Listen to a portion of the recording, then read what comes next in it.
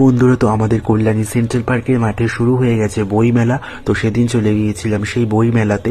তো বই মেলাতে ভেতরে প্রবেশ করলাম আর দেখলাম মেলাটা ফাঁকা ফাঁকাই, কারণ খুব ঠান্ডা পড়েছিল সেদিন।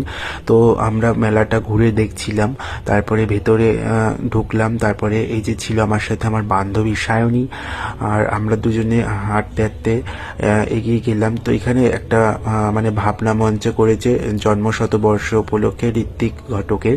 তারপরে এখানে আমরা বিভিন্ন বইয়ের স্টলগুলো দেখছিলাম, বাংলা বইয়ের দোকান, ইংরেজি বইয়ের দোকান।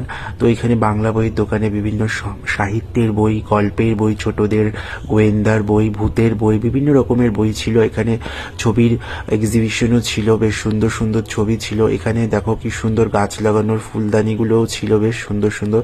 তারপরে আমরা একটু মেলায় এসেছি আর পাঁপড় ভাজা খাবো না, তো একটু পাঁপড় কিনে নিলাম। তারপরে এই যে দেখো পাঁপড় খেতে খেতে আবার মেলায় হাঁটা শুরু করলাম। তারপরে এখানে বিভিন্ন জামা কাপড়ের দোকান, জুয়েলারির দোকান। আর আমার বান্ধবী মেয়ে বলে কথা, জুয়েলারি কিনবে না তা কি করে হয়, তো আবার সেই জুয়েলারি দোকানে জুয়েলারি দেখছিল। তারপরে এখানে সুন্দর সুন্দর ব্যাগের দোকান দিয়েছে, শীতের ড্রেস।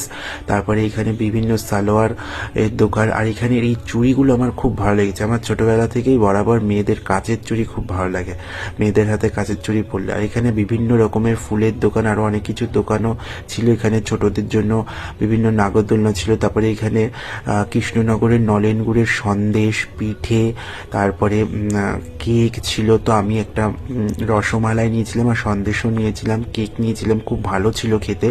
আর এখানে আমার বান্ধবী ফুচকা খেয়েছিল, ফুচকাটা খুব বাজে ছিল। আর এখানে দেখো একটু প্রোগ্রাম হচ্ছিল, ডান্স হচ্ছিল, তো আমরা একটু বসে দেখলাম। তারপরে আমরা আবার একটু হাঁটতে হাঁটতেই ছবির দোকানে ছবিগুলো দেখছিলাম।